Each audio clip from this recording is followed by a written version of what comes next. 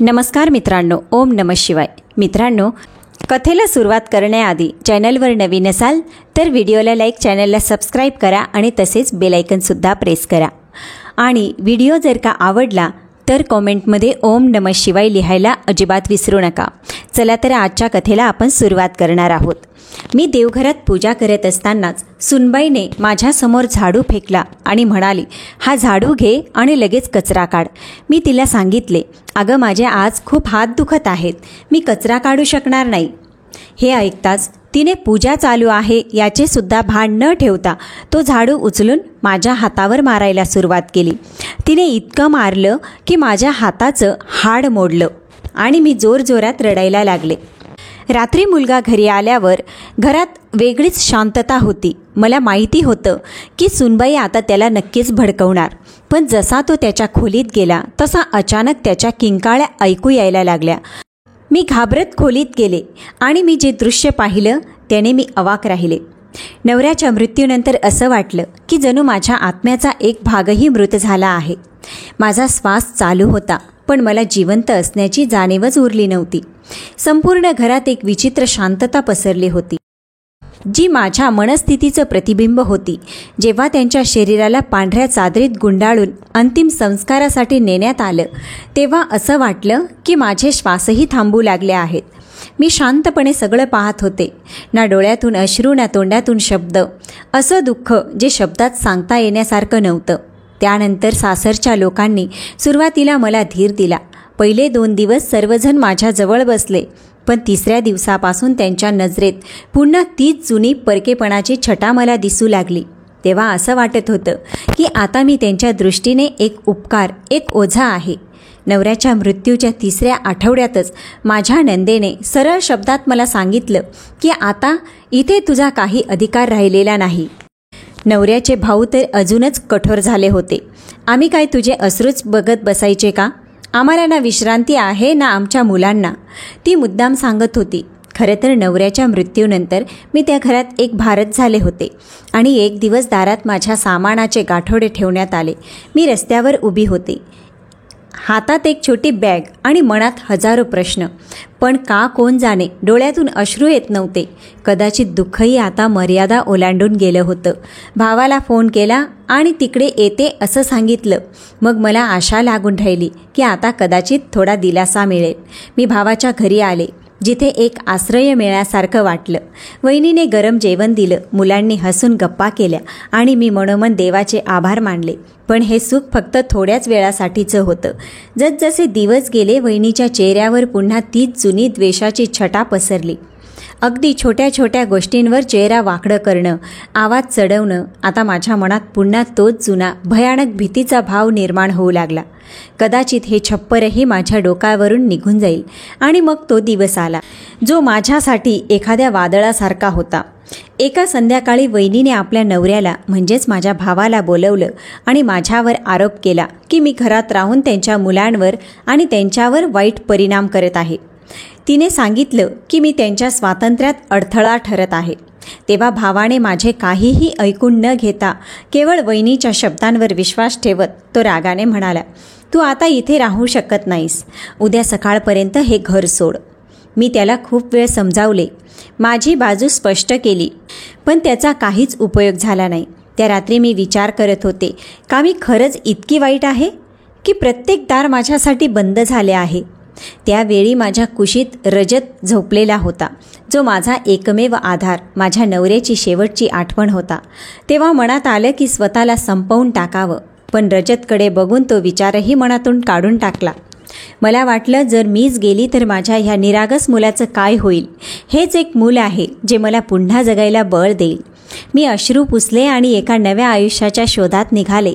माझ्याकडे उरलेले काही दागिने एका ओढणीमध्ये गुंडाळले आणि एका अनोळखीच्या माध्यमातून एका फॅक्टरीत काम शोधलं. तिथे मला बुटं शिवण्याचं काम मिळालं. पगार अगदी कमी होता, पण त्या पैशातून 2 वेळचं अन्न मिळायला लागलं होतं. दिवस कामात जात, रात्री रजतचा अभ्यास घेण्यात आणि उरलेला वेळ देवाच्या पूजेमध्ये. अशा प्रकारचे जीवन अवघड नक्कीच होतं, पण प्रत्येक दिवस मला हे जाणवून देत होता की मी कमजोर नाही. मी एक आई आहे जी आपल्या मुलासाठी सगळं सहन करू शकते. माझी एकच आशा होती, एक दिवस सगळं बदलेल.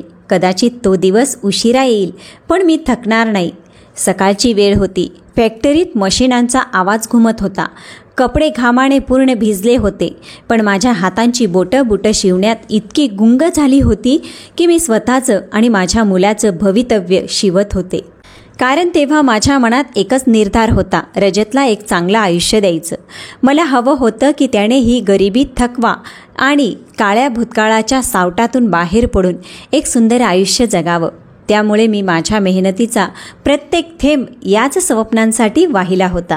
जसजसे वर्ष जात होते तसतसा रजत शिकून पुढे जात होता. त्याच्या डोळ्यात एक वेगळीच चमक होती जी मला आतून समाधान देत होती. जेव्हा तो शाळेतून येऊन स्वतःचे कपडे धुत असे, मला कामात मदत करत असे, तेव्हा मन म्हणायचं, माझा मुलगा इतरांपेक्षा वेगळा आहे आणि मी माझ्या संस्काराची साक्ष देते. आणि मग तो दिवस आला ज्याचं स्वप्न मी वर्षानुवर्ष पाहत होते. रजतने कॉलेज पूर्ण केलं, एक मुलाखत दिली आणि त्याला नोकरी मिळाली. जेव्हा त्याला पहिला पगार मिळाला तेव्हा त्याने माझ्या हातात काही नोटा ठेवल्या. माझ्या डोळ्यातून आपोआप अश्रू वाहू लागले. मी त्याला घट्ट मिठी मारली आणि मनापासून देवाचे आभार मानले. जीवनातील कष्ट आता फळ देऊ लागले होते. असं वाटत होतं की आता माझ्या दुःखाचा शेवट जवळ येतोय. मी विचार केला की कदाचित आता म्हातारपण अगदी शांततेत जाईल आणि मी माझ्या मुलाच्या आनंदात सहभागी होईल. याच दरम्यान माझा भाऊ आणि वहिनी यांनीही आपलं वागणं बदलायला सुरुवात केली. जे लोक एकेकाळी मला घराबाहेर काढून रस्त्यावर आणून सोडले होते, ते आता दर 2 दिवसांनी माझी चौकशी करत यायला लागले. वहिनी तर डोक्यावर पदर घेऊन गोड बोलत माझी माफी मागायची नाटकं करू लागली. त्यांच्या बोलण्यात खोटेपणाचा वास येत होता, पण मी काहीच बोलले नाही. मी मनात विचार केला की कदाचित माझी सुधारलेली परिस्थिती पाहून ते पुन्हा नातं जोडण्याचा प्रयत्न करत आहेत. माझ्या स्वभावातच होतं की मी नाती जोडून ठेवण्याचा प्रयत्न करायचे. म्हणून मी माझ्या घराचं दार उघडं ठेवलं. मग एक संध्याकाळी रजत माझ्या समोर येऊन बसला. त्याच्या चेहऱ्यावर एक विचित्र गांभीर्य होतं. मी विचारलं, सगळं ठीक आहे ना बाळा? त्याने हळू आवाजात उत्तर दिलं, आई, मी एक निर्णय घेतला आहे. मी आश्चर्याने विचारलं, कसला निर्णय? तो म्हणाला, मी सोनियाशी लग्न करू इच्छितो. माझ्या अंगातून जणू वीजच गेली. ही तीच सोनिया, माझ्या वहिनीची मुलगी, जिने एकेकाळी माझ्यावर खोटा आरोप करून मला घराबाहेर टाकायला कारणीभूत ठरवले होते. मी सुन्न झाले. काही क्षण माझ्या ओठातून एकही शब्द बाहेर आला नाही. मग मी नजरेने रजतकडे पाहिले आणि म्हटलं, बाळा, तुला माहिती आहे ना ती कोण आहे? तिच्या आईनं माझ्यासोबत काय केलं होतं? रजतने आपलं डोकं खाली झुकवलं, पण तरीही तो आपल्या निर्णयावर ठाम होता आणि म्हणाला, आई, आधी काहीही झालेलं असो, पण मला सोनिया आवडते. ती एक चांगली मुलगी आहे. तुम्ही तिला एक संधी तर द्या. मी अनेक दिवस त्याला समजावत राहिले, पण तोही फार हट्टी निघाला. शेवटी मी हार मानली. एके दिवशी भावाला आणि वहिनीला घरी बोलावलं आणि मनावर दगड ठेवून त्यांच्याकडे लग्नाची मागणी घातली. तो माझ्या आयुष्यातला सर्वात कडवट क्षण होता. वहिनीच्या चेहऱ्यावर पुन्हा तीच विजयी हास्य होती, तीच अहंकाराची भावना, पण मी काहीच बोलले नाही. रजतच्या आनंदासाठी मी माझं दुःख गिळून टाकलं. ही गोष्ट केवळ एक आईच करू शकते, जी आपल्या मुलाच्या आनंदासाठी स्वतःची द्वेषभावनाही त्याग करू शकते. लग्न ठरलं, विधी झाली आणि सोनिया माझ्या घरात सून म्हणून आली. मनापासून एक थेंबही आनंदाचा नव्हता. प्रत्येक हसू केवळ एक दिखावा होतं. मला माहीत होतं की या नात्यात जी विषारी भावना दडलेली आहे ती लवकरच आपला प्रभाव दाखवेल. पण मी आई होते ना, म्हणून गप्प बसण्याचा निर्णय घेतला. सगळं काही मी देवाच्या हवाली केलं आणि स्वतःला एका नव्या परीक्षेसाठी तयारही केलं. लग्नाच्या सुरुवातीच्या काळात सगळं काही खूप सुखी वाटत होतं. सुनेने हसत मुखाने सर्वांचं मन जिंकण्याचा प्रयत्न केला. माझ्याशी गोड बोलू लागली. मृदू भाषेत संवाद सुरू केला. मी मनोमन विचार केला, कदाचित मीच चुकले होते. कदाचित ही मुलगी खरंच माझ्या मुलासाठी योग्य आहे. पण आईचं मन फसवू शकतं, तरी डोळे मात्र शेवटी सत्य ओळखतातच. आणि हे सत्य फार काळ लपून राहिलं नाही. थोड्याच दिवसात सोनिया बोलता बोलता म्हणू लागली, आई, आता आम्ही दोघंही नोकरी करतो, म्हणून आपलं वेगळं सेटअप असायला हवं ना. मी आश्चर्यचकित झाले, पण शांत राहिले. रजतने लगेचच हा विचार नाकारला. आता तरी हे शक्य नाही. पण त्याच्या ह्या उत्तरामुळे सोनियाच्या मनात माझ्याबद्दल रागाची ठिणगी पेटली. तिच्या मते मीच तिच्या वाटेत अडथळा होते. घरात तिचं वागणं हळूहळू बदलू लागलं. एके दिवशी मी चहा बनवायला गेले तर स्वयंपाकघराच्या दरवाजाला कुलूप होतं. आश्चर्यानं मी रजतला विचारलं तर त्याने खांदे उडवत उत्तर दिलं. सोनिया म्हणाली की जेवण खाण्याचं नीट व्यवस्थापन असायला हवं. मी गप्प राहिले, पण आतून काहीतरी तुटलं. तेच स्वयंपाकघर जिथे मी वर्षानुवर्ष माझ्या मुलासाठी जेवण बनवत होते, त्याच्या आवडीच्या प्रत्येक गोष्टी करत होते. आज तिथे पाऊल ठेवणंही माझ्या इच्छेवर अवलंबून राहिलं नव्हतं. थोड्याच दिवसात घरातल्या प्रत्येक कोपऱ्यातून माझं अस्तित्व कमी होत चाललं होतं. जे पैसे रजत आधी दर महिन्याला माझ्या हातात ठेवायचा ते आता सरळ सुनेच्या हातात जाऊ लागले. आता माझ्या गरजांसाठीही मला तिच्यावर अवलंबून राहावं लागायचं. एक आई जिनं आयुष्य कधी कुणासमोर हात नाही पसरवला आणि तिलाच औषधांसाठी सुनेसमोर डोळे खाली करावे लागायचे. ती मला असे आदेश देई जसं मी कुठली तरी नोकराणी आहे. सकाळी उठल्यावर भांडी धुवून घ्या, कपडे इस्त्री करा आणि हो, माझ्या चपला पण स्वच्छ करा. कधी मी नकार दिला आणि एखादं काम केलं नाही तर तिच्या तोंडातून असं विष बाहेर पडायचं, ज्याची कडवट चव पूर्ण दिवस मनात राहायची. एक दिवस मी खूप थकले होते म्हणून म्हटलं, सुनबाई, आज माझी तब्येत ठीक नाही, थोडा आराम करावासा वाटतं. त्यावर तिचा तीव्र आवाज आला, कशासाठी बसली आहेस या घरात? खायला मिळतंय, राहायला मिळतंय आणि आता कामही नको? तो क्षण असा होता की माझ्या डोळ्यातून अश्रू आले. मी काहीच उत्तर दिले नाही, फक्त मनात एक प्रार्थना केली, देवा, जिचं हृदय तू नरम करू शकला नाहीस तिला तूच समजव. दर दिवसागणिक माझ्या मनात दुःख वाढतच होतं. मी कधी कुणाच्या मुलीशी असं वागले नाही. मग माझ्यासारखीच ही दुसऱ्याची मुलगी मला माणूस का समजत नाही? रजत अगदी माझ्यासमोरच होता, पण त्याच्या नजरा आता बंद झाल्या होत्या. तो प्रत्येक गोष्टीत आपल्या पत्नीचाच साक्ष द्यायचा. तो प्रत्येक गोष्टीत आपल्या पत्नीचाच पक्ष घेत असे. आई, तू चुकीचं समजत आहेस. सोनिया खरं म्हणजे समजून घेण्यासारखी आहे. सोनिया खरं म्हणते, समजून घेण्यासारखं आहे. तू प्रयत्न कर. मी शांतपणे ऐकत असे आणि विचार करत असे, हा माझा तोच रजत आहे का जो कधी काळी माझ्या विना झोपूही शकत नव्हता? आज त्याला माझे अश्रूही दिसत नाहीत. मी देवासमोर हात जोडत असे. आपल्या दुःखासाठी थोडा संयम मागत असे, फक्त थोडंसं शांतता मागत असे. मला जगापासून काही तक्रार नव्हती. केवळ एवढंच दुःख होतं की ज्यासाठी मी जगाच्या साऱ्या जखमा हसत हसत सहन केल्या, तोच माझा मुलगा माझं दुःख समजू शकत नव्हता. सोनियाचं वागणं दिवसेंदिवस अधिकच कटू होत चाललं. कधी ती माझ्यावर चोरीचा आरोप करत, कधी आळशी असल्याचे टोमणे मारत, कधी पाहुणे घरी आले तर ती मला खोलीत बंद करत, आई थकल्या आहेत, आराम करत आहेत, असं बाहेर सांगून ती सगळ्यांसमोर बनावटी हास्य करत आणि मी आतमध्ये भिंतीला टेकून आपले हुंदके गिळत असे. प्रत्येक दिवशी माझी इज्जत कमी होत चालली होती आणि माझी किंमत फक्त एक ओझं बनून राहिली होती. मी घराच्या एका कोपऱ्यापुरती मर्यादित होते, जिथे फक्त आठवणी होत्या, शांतता होती आणि मनात एक सतत सलत राहणारी वेदना होती. फक्त जेव्हा मी पूजा करत असे तेव्हा मला थोडंसं समाधान मिळायचं, कारण तोच एक क्षण असायचा ज्या क्षणी मी स्वतःला या जगापासून दूर माझ्या देवाजवळ असल्यासारखं अनुभवत असे. माझी खोली लहानशीच होती, पण ती आता देवघरासारखी झाली होती. मी अजूनही देवाची प्रार्थना करत होते. तेवढ्यात दार धडाम करून उघडलं गेलं. सोनिया आत आली, हातात झाडू, चेहऱ्यावर राग आणि डोळ्यात तीच जुनी घृणा जी आता तिच्या चेहऱ्यावर कायम दिसत होती. मी दचकून उठले. ती मोठ्याने ओरडली, हे घे झाडू आणि घर झाडून टाक, असं म्हणत माझ्यासमोर झाडू फेकून दिला. माझं लक्ष तिच्या रागीत चेहऱ्यावरच थांबलं. मी हळू आवाजात म्हणाले, मुली, माझ्या हातात खूप दुखतंय, आज शक्य नाही. हे ऐकून ती आणखीनच भडकली. तिला ना माझ्या वयाची फिकर होती ना याची की मी त्यावेळी देवासमोर बसले आहे. तिने झाडू उचलून माझ्या हातावर जोरात फटकारलं. वेदनेची तीव्र लाट संपूर्ण हातभर पसरली. मी वेदनेने सिसकून हात मागे घेतला, पण तिचं बोलणं थांबत नव्हतं. आज तुझं सगळं दुखणं काढून टाकते, ती मला मारत होती आणि बोलत होती आणि मी हतबल होऊन स्वतःला सावरण्याचा प्रयत्न करत होते. माझी पूजा तशीच अर्धवट राहिली. डोळ्यातून अश्रू ओघळू लागले. माझ्या मनात आलं की कदाचित मी देवाची शपथ देऊन तिला थांबवू शकेन. मी हात जोडले आणि म्हणाले, सोनिया, देवासाठी थांब ग, मी तुझ्या आईसारखी आहे. पण तिच्या मनात माणुसकी उरलीच नव्हती. थांबण्याऐवजी ती अधिक जोरात ओरडली, तू मेली नाहीस अजून? सतत रडत राहतेस. आमचं आयुष्य सोडून दे. हे शब्द माझ्या काळजात बाणासारखे घुसले. माझ्या हातांची हाडं मोडली.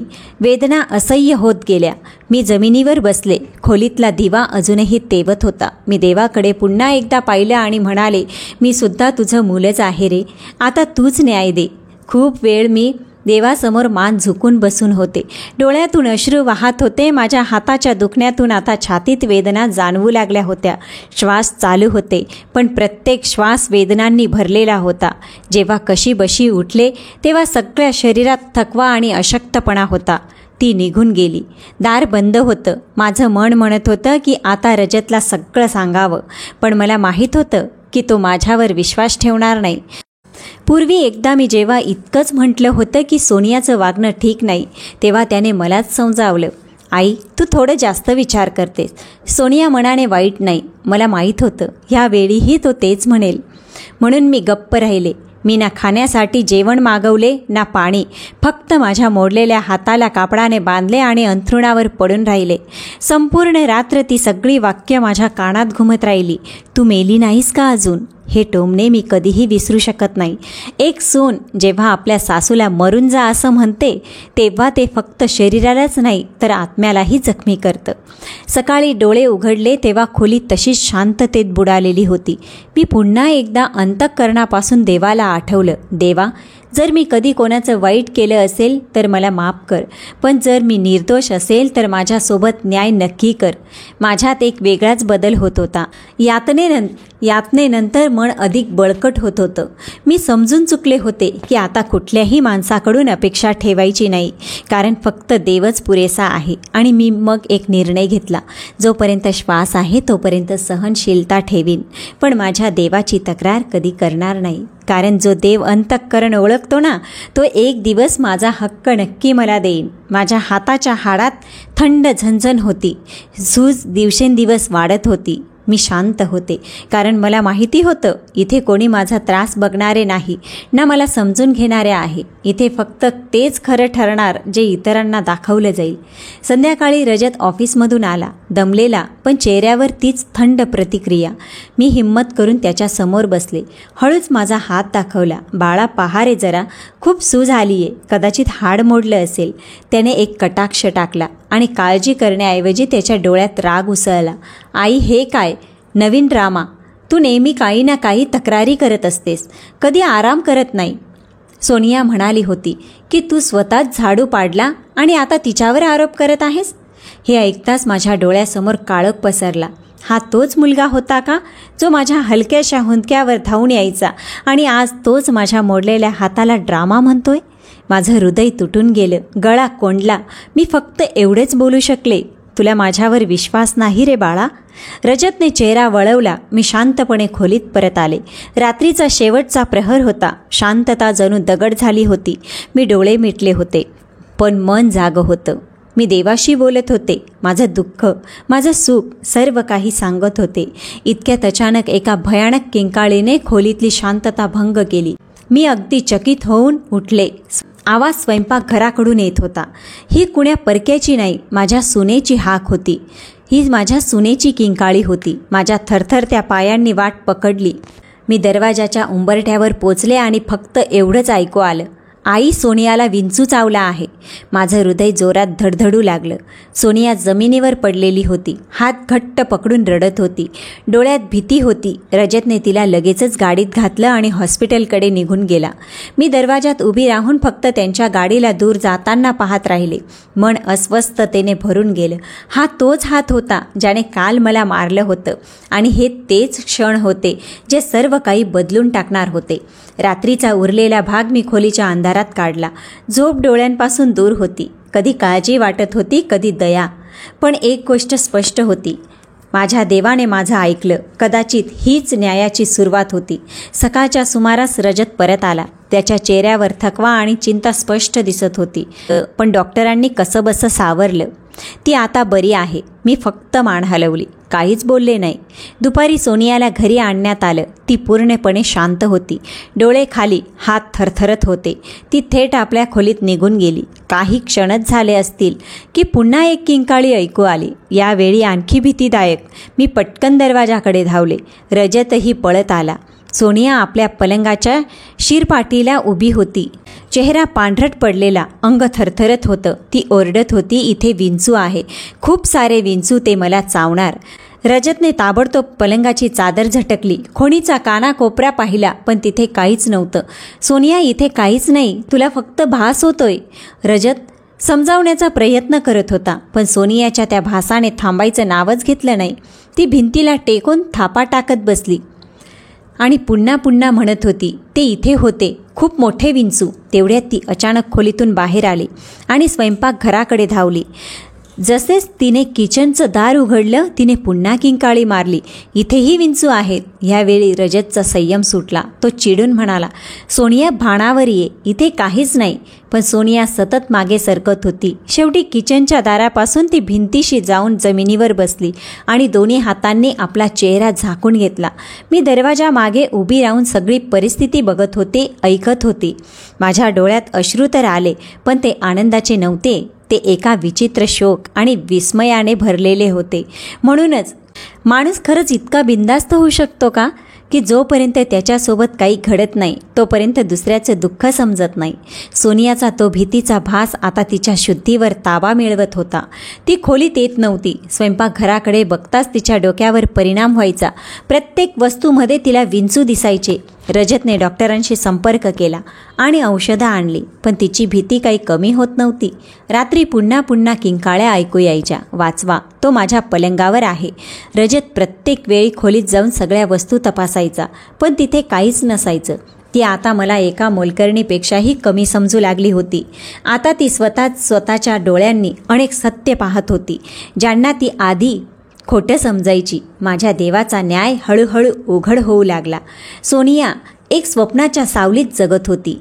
ती ना झोपत होती ना खात होती. फक्त एकच गोष्ट वारंवार म्हणत होती, ते येतील, ते परत येतील. आणि मी शांतपणे सर्व काही पाहत होते, पूजापाठ करत होते आणि मनात फक्त एवढंच म्हणत होते, देवा, तू खूप मोठ्या मनाचा आहेस रे. तू सगळं पाहतो आहेस. तू नक्की न्याय करशील. आता तो क्षण जवळ येत होता, जेव्हा सगळ्यांचे खरे चेहरे उघडे पडणार होते आणि जे दुःख मी अनुभवले होते ना, ते सगळं परत येणार होतं. ते सुद्धा कदाचित अधिक भयंकर स्वरूपात. सोनियाची तब्येत दिवसेंदिवस बिघडत चालली होती. आधी ती फक्त रात्री किंकाळायची, पण आता तिला दिवसा देखील तिच्या आजूबाजूला विंचू दिसू लागले. ती स्वयंपाकघर, खोली, बाथरूम, अगदी अंगणाच्या भिंतीवरही काळे काळे विंचू पाहू लागली होती. तिच्या डोळ्यात फक्त भय आणि भ्रम भरला होता. चेहरा फिक्कट पडला होता. शरीर सतत थरथरत होतं. एखाद्या वस्तूला हात लावल्याआधी ती अनेकदा बघायची, झटकायची आणि तरीही मागे सरकायची. रजत आता संयमच्या शेवटच्या टोकावर होता. तो आपल्या बायकोवर प्रेम तर करत होता, पण सततच्या किंकाळ्या, गोंगाट, संशय, त्यामुळे त्यालाही ती आतून हादरवत होती. तो तिला समजवायचा, सोनिया, काहीच नाही, हे सगळं फक्त तुझा गैरसमज आहे. पण सोनियाच्या अवस्थेवर त्या शब्दांचा काहीच परिणाम होत नव्हता. ती चिडून उत्तर द्यायची, माझ्याशी खोटं बोलू नकोस, आणि तुझी आई मला वेडं ठरवू पाहत आहे.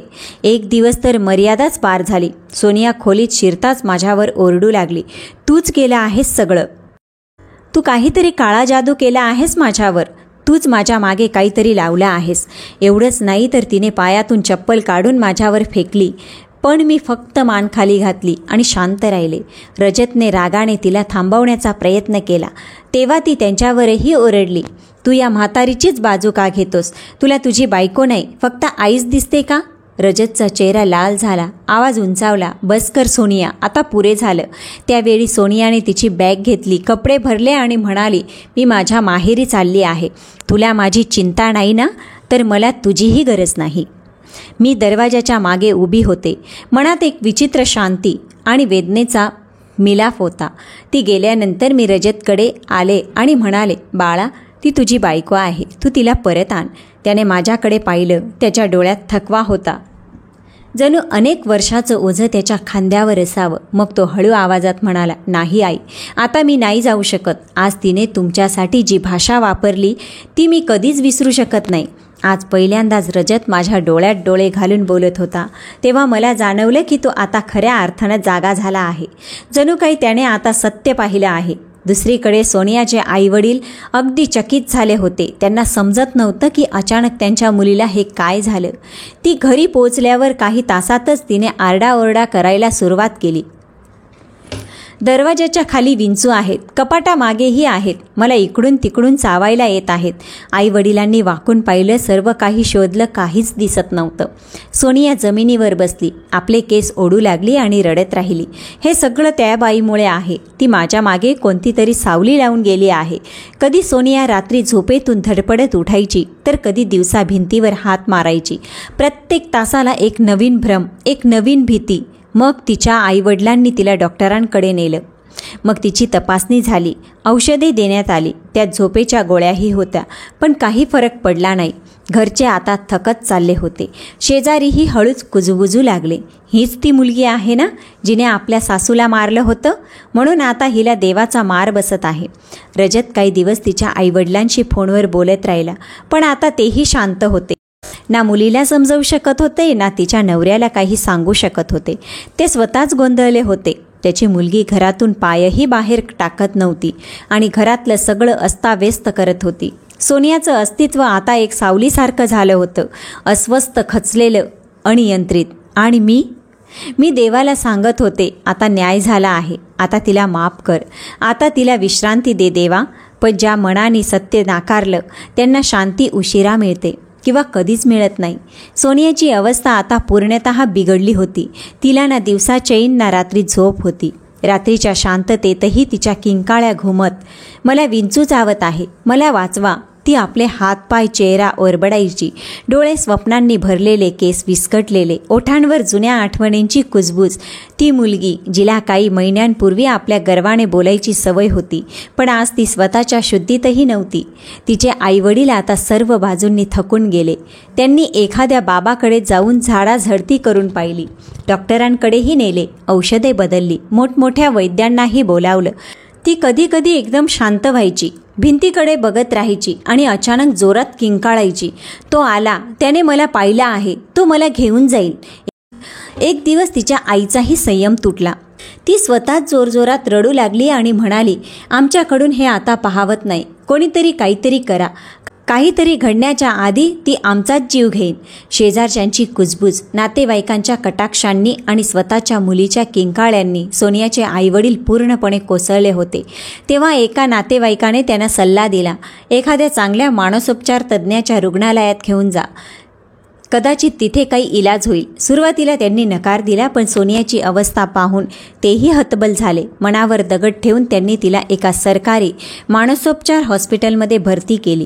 जेव्हा ॲम्ब्युलन्स दरवाजातून निघाली तेव्हा सोनिया सतत ओरडत होती, मला घेऊन जाऊ नका, ते सगळे माझ्या मागे आहेत, ते मला संपवून टाकतील. हॉस्पिटलमध्ये पोचल्यावर जेव्हा पांढऱ्या गणवेशातील कर्मचाऱ्यांनी तिला सांभाळलं तेव्हा ती पूर्णपणे अनियंत्रित झाली. ती स्वतःचे कपडे फाडू लागली आणि ओरडून माझं नाव घेऊ लागली, आईंना बोलवा, मला त्यांची माफी मागायची आहे.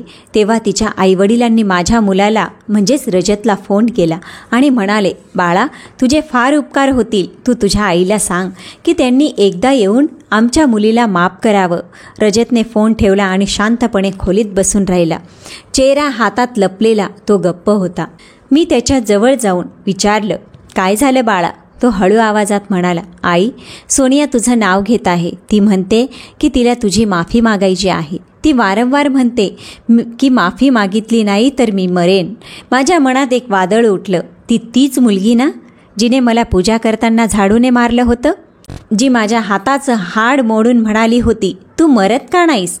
आणि आज तीच माझ्या पायापुढे झुकायला तयार आहे. तीच जीभ, ती एकेकाळी विष ओकत असायची, तीच आता माफी मागण्यास तयार होती. आणि माझं हृदय क्षणभर थांबल्यासारखं झालं.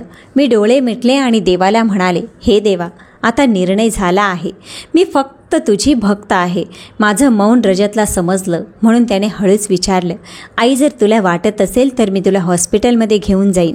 मी नकारार्थी मान हलवली. आता गरज नाही. ज्या अंतकरणातून शाप निघाला होता ते मान्य जरी झालं तरी जखमा राहतातच. रजत शांत झाला. कदाचित आता त्यालाही समजलं होतं. वेळेने त्याला ते सगळं दाखवलं होतं जे एक आई वर्षानुवर्ष सहन करत होती. पुढच्या दिवशी सोनियाची अवस्था आणखीनच बिघडली. ती स्वतःचे केस ओढू लागली, स्वतःला जखमी करू लागली. तेव्हा डॉक्टरांनी तिला जबरदस्ती औषध दिलं. तिचा आवाज खोलीभर घुमत होता, आई मला माफ करा, मला माफ करा. तिचे वडील दरवाजाजवळ उभे राहून थरथरत होते. आई भिंतीला टेकून रडत होती आणि डॉक्टर हताश होऊन इंजेक्शन देत होते. मी सगळं ऐकलं, सगळं जाणलं, पण मनात एक विचित्र शांतता होती. मी एक आई होती ना, जी मुलासाठी सगळं सहन करत होती, जिच्यावर पुन्हा पुन्हा अन्याय झाला आणि जिच्या शांततेचा आवाज अखेर देवाच्या दरबारात पोहोचला. सोनियाचा हिशोब सुरू झाला होता. ही शिक्षा तिला कोणत्याही माणसाने दिली नव्हती, स्वतः काळाने दिलेली होती. माझ्या मनात कुठलाही सूड नव्हता, पण एक समाधान नक्की होतं की देव न्याय करतो. हो, उशिरा की होईना, पण पूर्ण न्याय करतो. त्या दिवसाची सकाळ काही वेगळीच होती, पण मनात काहीतरी अस्वस्थता होती. रोजच्या प्रमाणे मी पूजा करत होते. तेवढ्यात दरवाजावर टकटक झाली. दरवाजा उघडला तर समोर माझा भाऊ आणि वहिनी उभे होते. त्यांचे चेहरे इतके उतरले होते की एक क्षण मला विश्वासच बसला नाही की ते लोक इथे आले आहेत, ज्यांनी मला वर्षापूर्वी खोट्या आरोपावरून घराबाहेर काढलं होतं. भावाच्या हातात एक छोटंसं पिशवीसारखं काहीतरी होतं, जसं एखादा प्रवासी एखाद्या दारावर आसऱ्यासारखी येतो. मी काय बोलणार? मी काही बोलणार इतक्यात वहिनी माझ्या पायांवर कोसळली. थरथर त्या आवाजात म्हणाले, फक्त एकदा माफ करा, देवासाठी मला माफ करा. मी एखाद्या दगडासारखी तिथेच उभी राहिले. माझ्या आयुष्यातल्या सगळ्या कठीण क्षणांमध्ये जिच्या हाताने माझा आधार गेला, आज तीच माझ्या पायांवर डोके ठेवून रडत होती. त्यामुळे मी काहीच बोलू शकले नाही, फक्त तिला पाहत राहिले. तिच्या डोळ्यातून ओघळणारे अश्रू, तिचे थरथरणारे हात आणि चेहऱ्यावरची लाज मला पुन्हा अनेक वर्षामागे घेऊन गेली. भाऊ पुढे आला. त्याचे डोळेही पाणावलेले होते. आवाज भरून आलेला, ताई मला माफ कर, मी तुझ्यावर विश्वास ठेवू शकलो नाही. मी माझ्या डोळ्यांनी सत्य पाहण्यास नकार दिला. पण आता सोनियाची अवस्था पाहून आता सगळं स्पष्ट झालं होतं. ती जे काही सहन करत आहे ते सगळं तुझ्या शापाचं फळ आहे, तुझ्या आतल्या वेदनांचा परिणाम आहे. माझं हृदय त्या क्षणी थांबून गेलं, कारण वर्षानुवर्ष आतमध्ये दडून ठेवलेली घुसमट जणू ओठांवर यायची होती. पण मी स्वतःला थांबवलं. मला वाटत होतं की ओरडून सांगावं, आता आलात का माफी मागायला? सगळं काही गेल्यावर आठवलं का माझं सत्य? पण मी शांत राहिले. माझ्या आईने शिकवलं होतं, सत्य बोलून नाही तर सत्य सहन करून जिंकता येतं. वहिनी रडतच राहिली. पुन्हा पुन्हा म्हणत राहिली, मीच तुमच्यावर खोटा आरोप लावला होता. मला वाटत होतं तुम्ही घरात खूप वेळ घालवता आणि माझा नवरा तुम्हाला जास्त महत्त्व देतो. तेव्हा माझ्या अहंकाराने माझ्या बुद्धीवर पडदा टाकला. मी माझ्या मुलीला तुमची सून बनवून सूड घ्यायचा प्रयत्न केला. पण आज माझ्या मुलीची अवस्था पाहून कळतंय की जिच्यासाठी हे सगळं केलं तीच या सगळ्या अन्यायाची शिकार झाली. तिचे शब्द माझ्या मनाला भिडत होते, पण जखमा खूप जुन्या होऊन गेल्या होत्या. प्रत्येक शब्दाने जुन्या आठवणी परत उलगडत होत्या. ती संध्याकाळ जेव्हा भावाने मला धक्के देऊन घराबाहेर काढलं, ती रात्री जेव्हा मी रजतला मिठी मारून रडले होते, तो दिवस जेव्हा मी कारखान्यात घाम गाळून मुलाच्या फीची रक्कम भरली होती. आता माझा भाऊ आणखी एक पाऊल पुढे आला आणि माझ्या खांद्यावर हात ठेवून म्हणाला, जगाचा बदला ह्याच जगात मिळतो. आज मी माझ्या मुलीला तुटताना पाहिलं आणि समजलं की तुझ्यासोबत जे झालं ते फक्त अन्याय नव्हता, तर ती एक खूप मोठी अन्यायाची कहाणी होती. मला लाज वाटते की मी माझ्या बहिणीला ओळखू शकलो नाही. मी डोळे मिटले आणि मनात देवाचे आभार मानले. तो देव जो सगळं काही शांतपणे पाहत होता, जो उशिरा का होईना पण सत्याला उघड करतो. मी त्या दोघांना बसायला सांगितलं, पाणी दिलं आणि हळू आवाजात फक्त इतकंच म्हटलं, माफी मागण्यापूर्वी मनात खराखुरा पश्चाताप असेल तर देवसुद्धा माफ करतो. मी तुम्हा दोघांना मनापासून माफ करते. माझे शब्द ऐकून वहिनी ढसाढसा रडू लागली. म्हणाली, कदाचित हे सत्य मला आधी समजलं असतं तर आज हा दिवस पाहावा लागला नसता. माझा मुलगा रजतसुद्धा दरवाजाजवळ उभा होता आणि सगळं ऐकत होता. त्याच्या चेहऱ्यावर एक वेगळी शांतता होती. तो आता सगळं काही पाहत आणि समजत होता, जे त्याने वर्षानुवर्ष दुर्लक्षित केलं. मग सोनियाच्या तब्येतीबाबत बोलणं सुरू झालं. वहिनी म्हणाली, ती रात्रंदिवस फक्त तुमचंच नाव घेत राहते. जोपर्यंत आईची माफी मागणार नाही तोपर्यंत मला शांतता मिळणार नाही असेच म्हणत असते. मी दीर्घ श्वास घेतला आणि म्हणाले, मी तिला माफ केलं आहे, देवासाठी, माझ्या मुलासाठी आणि माझ्या जीवनासाठी. पण जे काही घडलं ते मी कधीही विसरू शकणार नाही. त्या दिवशी माझ्या मनावरही वर्षानुवर्ष दडलेला भार थोडासा हलका झाला. ती काळीमा जी खोट्या आरोपाच्या रूपाने माझ्या चारित्र्यावर फासली गेली होती, आज ती स्वच्छ झाली होती. त्या नजरा ज्या मला संशयाने बघायच्या, आज त्यांचे डोळे लाजेने झुकलेले होते. काही वेळाने ते निघून गेले आणि मी पुन्हा एकदा देवाचे आभार मानले. आज माझ्या जखमांनी साक्ष दिली होती आणि माझ्या देवाने मला सन्मान परत दिला होता. योग्य वेळी माझ्या भावाच्या डोळ्यात रोज पश्चातापाचा एक साया असायचा. तो जेव्हा केव्हा यायचा, माझ्या पायांजवळ बसायचा आणि पुन्हा पुन्हा म्हणायचा, तू फक्त एकदा सांग की तू मला मनापासून माफ केला आहेस. मी त्याचा हात हलकेच कुरवाळत म्हणायचे, मी तुला मनापासून माफ केला आहे. पण खरी गोष्ट अशी होती की काही जखमा माफ केल्या जातात पण कधीही बदलत नाही. वहिनीसुद्धा प्रत्येक भेटीत रडायची. तिच्या ओठांवर सतत एकच वाक्य असायचं, जर मी खोटं बोलली नसती तर आज हा दिवस बघावा लागला नसता. पण असं म्हणतात ना, जे पेरतात तेच उगवतं. त्याच संध्याकाळी जेव्हा सगळं काही नीट वाटत होतं तेव्हा रजतच्या फोनवर एक कॉल आला. समोर सोनियाची आई होती. तिचा आवाज थरथरत होता, बाळा, सोनिया आता राहिली नाही. रजतच्या हातातून फोन पडता पडता वाचला. त्याचा चेहरा पांढरा पडला. तो एकदम जमिनीवर बसला. मी घाबरून त्याच्याकडे गेले आणि विचारलं, काय झालं? तो माझ्या खांद्यावर डोकं ठेवून रडायला लागला. माझ्या डोळ्यातून एकदम अंधार आला. जिच्या उद्धटपणाने, कडवट वागणुकीने आणि अन्यायाने मला मोडून टाकलं होतं, ती आता ह्या जगात नव्हती. थोडा वेळ रजतला सावरून मी खोलीचं दार बंद केलं आणि हात जोडून देवाला म्हणाले, हे देवा, जर माझ्या अहंकारामुळे काही घडलं असेल तर तिला माफ कर. मी तर तिला मनापासून माफ केलं होतं. दुसऱ्या दिवशी सगळ्या वस्तीत एकच चर्चा होती, ती त्या अन्यायाची शिक्षा आहे जी तिने आपल्या सासूवर केली होती. लोक येत दुःख व्यक्त करत पण हेही म्हणत, देवाचा न्याय देखील विलक्षण असतो, जो करतो तोच भोगतो. मी सगळं ऐकत राहिले, काही बोलले नाही. पण मनात एक प्रकारची शांतता होती आणि एक विचित्र सलही. मी सोनियाच्या मृत्यूवर अश्रू ढाळू शकले नाही, पण ती माझी सूनच नव्हती. ती एका आईची मुलगी होती, एक स्त्री होती जी कदाचित वेळेवर समजू शकली नाही. रजत काही दिवस शांत होता. त्याच्या डोळ्यात पश्चातापाचे खोल भाव होते. तो वारंवार येऊन म्हणायचा, आई, मी तुझं ऐकलं नाही, तुझ्या वेदनांकडे दुर्लक्ष केलं, तुझ्या नजरेत नजर मिळवण्याऐवजी बायकोच्या शब्दांवर विश्वास ठेवला. पण आज सगळं संपलं. मी त्याला मिठीत घेतलं आणि म्हणाले, बाळा, मी आई आहे. आई कधीच आपल्या लेकराची तक्रार करत नाही. तुला या सर्व गोष्टी समजल्या, हेच माझं यश आहे. सोनियाचं जाणं फक्त एक मृत्यू नव्हता, तो एक शेवट होता, एक लेख होता जो काळाने माझ्यासाठी लिहिला होता. एक लेख ज्यामध्ये वर्षानुवर्षाचा त्रास, संयम, शांतता आणि प्रार्थना यांचा समावेश होता. माझ्यासाठी तो एक क्षण असा होता, त्या क्षणी मला वर्षानुवर्षाचा भार उतरला आहे असं वाटत होतं. पण जे व्रण आत्म्यावर उमटतात ना, ते कधीच पुसले जात नाही. मी घराच्या अंगणात बसले होते, हातात चहाचा कप, आणि रजत माझ्या पायाजवळ शांतपणे जमिनीवर नजर घालून बसला होता. मी त्याच्या डोक्यावर हात फिरवत म्हणाले, आता आयुष्य नव्याने सुरू करायचं आहे. जुन्या वाईट आठवणी मनात ठेवशील तर कधीही शांतता मिळणार नाही. तो माझ्याकडे बघत म्हणाला, आई, तू माझ्यासाठी स्वर्गासारखी आहेस. ही गोष्ट मला उशिरा उमगली, पण आता कळले आहे. तुझी सेवा करणं हेच माझ्या आयुष्याचं ध्येय आहे. माझ्या मनाला एक असा शांतीचा क्षण मिळाला जो अनेक वर्षानंतर लाभला. आणि तो लाभून मी फक्त एक प्रार्थना केली, देवा, जो सत्याच्या मार्गावर चालतो त्याला कधीच एकटं सोडू नकोस, आणि जो अन्याय करतो त्याला वेळेत त्याचा आरसा दाखव. आता माझ्या मनावर बसलेली बदनामीची धूळ साफ झाली होती. देवाने मला प्रतिष्ठा परत दिली होती. तो क्षण होता जिथे माझ्या सत्याच्या प्रकाशाने खोटेपणाच्या सगळ्या थरांना जाळून टाकलं होतं. ती सकाळ अनेक दिवसांच्या अंधाऱ्या रात्रीनंतर आली होती. घरात शांतता होती. रजत माझ्यासमोर बसला होता आणि त्याच्या डोळ्यात वर्षानुवर्षाचे दुःख दाटून आले होते. तो माझ्याकडे बघत होता, जणू काही त्याला सांगायचं होतं. मग एकदम तो माझ्या मांडीवर डोकं ठेवून म्हणाला, माझ्या मनात खूप चुकीचं होतं. मी फारच नासमज ठरलो.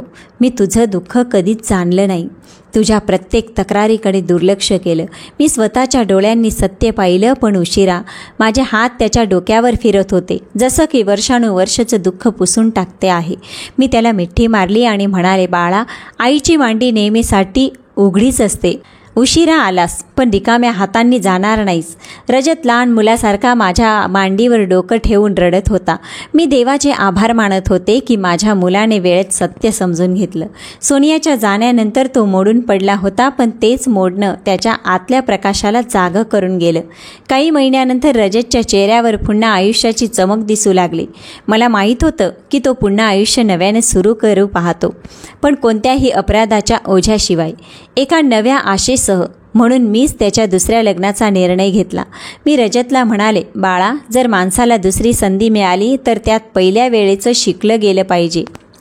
यावेळी अशी मुलगी निवड जी फक्त बायकोच नव्हे तर सूनही होईल, आणि सर्वात महत्त्वाचं म्हणजे एक चांगली माणूस असेल. देवाने आमची प्रार्थना ऐकली. काही आठवड्यातच एक स्थळ आलं. त्या मुलीबद्दल सगळेच चांगलं बोलत होते. स्वज्वळ, गुणी आणि सगळ्यात महत्त्वाचं म्हणजे आईवडिलांची सेवा करणारी. माझा निर्णय निश्चित झाला. लग्न साधेपणाने झालं. जेव्हा नवीन सून अंगणात पाय ठेवून माझ्याजवळ आली तेव्हा माझ्या मनात एक तेज पसरलं. रजतच्या डोळ्यातही शांती दिसली आणि मी मनात म्हणाले, देवा, तुझा आभार. कदाचित माझ्या मुलाच्या आणि माझ्या आयुष्याची नवीन सुरुवात आता आनंदानं होणार आहे.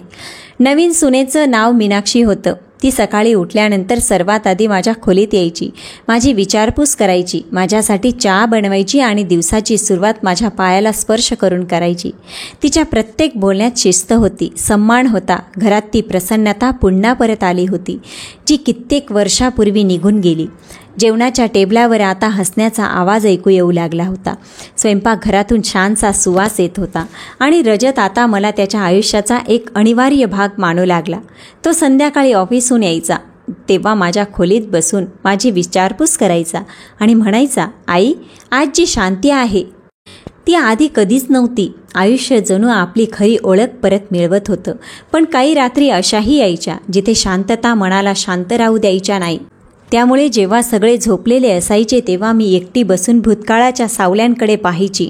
तो क्षण जेव्हा सोनियाने मला पूजा करताना झाडूने मारलं होतं, तेव्हा रजतने माझ्या सुजलेल्या हाताला नाटक म्हटलं होतं. जेव्हा मी दरवाजाच्या मागे लपून रडायचे, त्या सगळ्या आठवणी आजही माझ्यासोबत आहेत. मग मी स्वतःला समजावते की ते सगळं गेल्या काळातलं होतं आणि आजही माझ्यासाठी मी देवाचे आभार मानते, ज्यांनी मला न्याय दिला, शांती दिली आणि माझा मुलगा मला परत दिला. पण मन आहे ना, ते अजूनही सगळं आठवत राहतं. मी मीनाक्षीला हे काहीच सांगितलं नाही, कारण तिच्या प्रेमावर मला कधीच शंका नव्हती आणि मला कधीच वाटत नाही की माझ्या जखमेने तिच्या आनंदावर सावली टाकावी. आज माझ्या घरात पुन्हा एकदा आनंद परत आला आहे. तो मला तसाच टिकून ठेवायचा होता, कारण रजतही बदलला होता. तो आता नेहमी माझ्या भोवती असायचा, माझ्या तब्येतीची काळजी घ्यायचा, माझ्या इच्छेचा मान ठेवायचा. कधी मी थकलेली असे तर तो हळूच म्हणायचा, आई, आता माझं सगळं काही तू आहेस, तू आनंदी राहा. हे ऐकून माझ्या डोळ्यात पाणी यायचं. आज माझ्या आयुष्यात ती शांतता होती जिची मी आयुष्यभर वाट पाहिली होती. मी संयम ठेवला आणि त्याचं फलित म्हणजे आज माझा मुलगा बदलला. आज तो दुसऱ्यांवर विश्वास ठेवण्याऐवजी आपल्या आईचं ऐकतो, माझ्या प्रत्येक सांगण्याचा मान राखतो. तो आता माझ्या त्यागाला फक्त कर्तव्य मानत नाही तर कृतज्ञतेने डोळे पाणावतो. ती सोनिया, जिला कधी काळी मी दुःखाचं दुसरं नाव मानायचो, तिचा खरेपणा आता सगळ्या जगासमोर आला होता. वस्तीतील बायका जेव्हा माझ्या घरी यायच्या तेव्हा डोके खाली करून म्हणायच्या, ताई, तुम्ही जे सहन केलं ते दुसरं कोणी असतं तर सहन न करता मेलही असतं. तुमच्या संयमाने तुम्हाला वाचवलं आणि शेवट सगळ्यांसाठी एक धडा ठरला. त्यावेळी मी फक्त हसून मनात म्हणायचे की धडा फक्त तिलाच नाही, मलाही मिळाला. देवावर विश्वास ठेवण्याचा, शांतपणे सगळं सहन करण्याचा आणि क्षमा करण्याचा. माझं नवीन सून मीनाक्षी आज माझ्यासोबत चहासारखी मिसळून गेलेली आहे. ती माझं प्रत्येक काम स्वतः करत होती. माझा मुलगाही रोज मला जाणून द्यायचा की आता त्याने आपली आई ओळखली आहे आणि मला माझ्या भूतकाळापासून दूर ठेवायचा प्रयत्न करत होता. पण काही जखमा अशा असतात ना, ज्या भरून येतात पण खून ठेवून जातात. मी त्या सगळ्या स्त्रियांसाठी प्रार्थना करते ज्या आजही माझ्यासारख्या परिस्थितीशी झुंजत आहेत. त्या शांत आहेत पण आतून शिकत आहेत. माझी देवाजवळ प्रार्थना आहे की कोणत्याही मुलीला, आईला किंवा बहिणीला असे दुःख सहन करायला लावू नका जे मी सहन केलं. कोणालाही आपल्या इज्जतीसाठी लढायला लावू नये. कोणाचा संयम त्यांच्यासाठी शाप ठरू नये. ज्यांनी अन्याय केला आहे त्यांना समज द्यावी आणि जे असहाय्य आहेत त्यांना हिंमत. आज माझी प्रतिष्ठा मला परत मिळाली, पण प्रत्येक स्त्री एवढी नशीबवान नसते. हे सगळं फक्त माझ्या देवाच्या कृपेने झालं होतं. त्याने मला सर्व काही परत दिलं आणि मी शेवटच्या श्वासापर्यंत त्याची कृतज्ञ राहीन. तर मित्रांनो, ही होती आजची कथा.